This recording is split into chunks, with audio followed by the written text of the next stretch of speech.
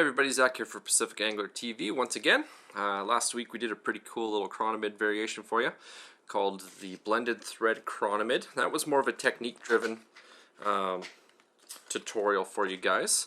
This week we're going to kind of build on that, adding another layer to it. So we're going to add an underbody to this fly. So it adds just another level of definition and looks pretty cool to say the least. Yeah, so let's kind of build on this guy. I'm just getting another hook here.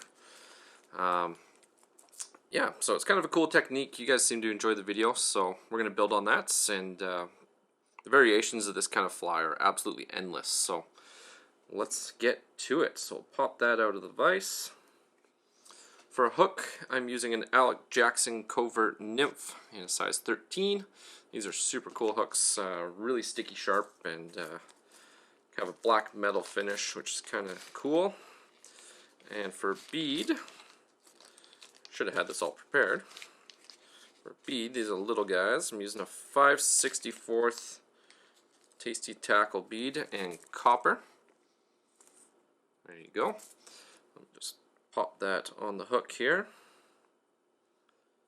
And whenever I'm tying a bunch of these, I'll pre-bead all my hooks so that they're just ready to go. You just pop them in and away you go. And I'll do all the gills as well at the same time.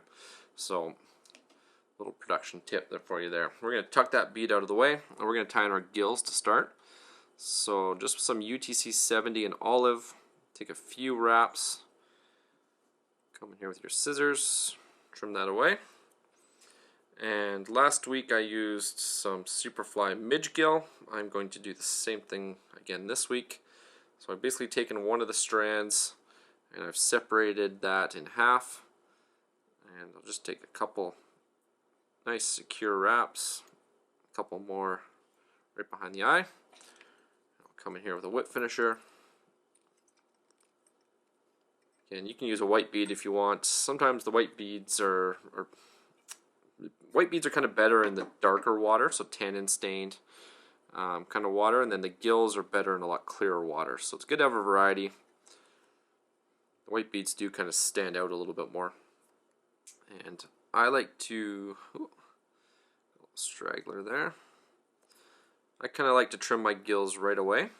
So I'm going to come in here, just pull them back over the bead, trim that away, and we're in the game. It looks like my thread has come undone there. No need to worry. Come in here with just a dab of super glue. Those guys won't be going anywhere now. Just slide that bead back over. Perfect. Good to go. So now we're going to start the body of the fly, which is just some olive thread. I kind of start my taper here. Just a couple up and downs pretty quick. And I'm going to tie in my wire ribbing on the way down, which is some extra small copper ultra wire. If I'm doing anything bigger than this, like a size 12, I will use a small size wire. So I come in here, just kind of capture that right behind the bead. And as I'm coming down the fly, I'll spin my bobbin counterclockwise to flatten out that thread. Always keeping everything nice and smooth. I'll stop about there. On my way back up, we're going to tie in our Tinsel Underbody, which is going to be some, as I drop it on the table, some holographic tinsel in yellow. So it's got a lot of, I wouldn't call it yellow, I'd call it more of like a light olive. So it definitely lends itself to still waters appropriately. I'm going to tie in that tag end the entire length of the body.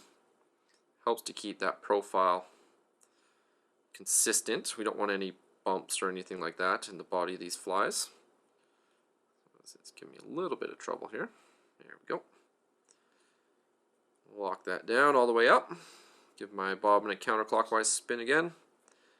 We're going to come down about 2/3 of the way down the fly, smoothing out that body. And all this is doing is building up that taper. Bring our thread all the way back up. And I like to come down about 1/3 of the way and back up, and then I'm going to bring my thread down about halfway. Now I'm going to tie in this underbody. I stop my thread at the halfway point because that's about where I want this tinsel to end. I don't go all the way up. It would just add too much bulk. Just touching turns, slightly overlapping all the way up. Be careful of the hook point. Don't want to have it snap on you. So about there's where I'm going to tie this off. Get 1, 2 snug wraps in there. Trim away the excess.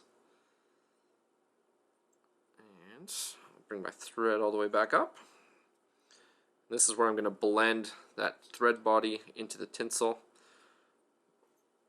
Kind of helps sometimes to just run a smooth part of your scissors over your thread. That helps to flatten it out a bit. And I'm just going to do kind of touching turns at the beginning and then kind of space them out a bit. And then come back up into touching turns again, like so. And we can go right into a wet finish here.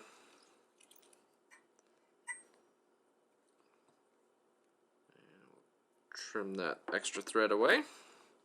And I'm going to go into my wing bud material here, which is the burnt orange. Take a few nice securing wraps there. Trim off the tag end. And when I do my wire ribbing, I like to do 2 full turns at the back just to help protect the butt of the fly. And then I'll try to space these out so I get about 7 turns up the body. 7 to 9. We're going to be pretty close to 7 here. There we go. Hopefully the camera's picking that blend up. I can see a nice blend between the burnt orange, the olive, and the yellow tinsel. Looks pretty darn good to me. Once I get that wire locked in place, bend it back and forth and break it off. We'll go right into a 3-turn or 4-turn whip finish here, right behind the bead, like so. And perfect. That's looking pretty good. Now, one little trick with this: sometimes when you're rubbing the edge of that thread, it kind of gets a little bit of fuzzies going on. So to kind of combat that, just take a lighter and quickly just flash it on and off, and that's going to burn any of the stray hairs that are on there, or thread fibers. Now to coat this guy up, I like the Wapsi brushable super glue. You can use Sally Hansen's if you like. These ones with the tinsel, you probably could get away with the Solarez. I just find that the super glue kind of keeps the colors a little more true once they dry. And there you have it. So Solarez will sometimes darken the body materials, but the super glue there does a pretty good job and gives it a pretty wicked blend. Kind of helps to bleed the threads a little bit together, but they hold their true colors. So there you have it, guys. A holographic blended body Chironomid. Hope you guys enjoyed that, and we'll see you next time.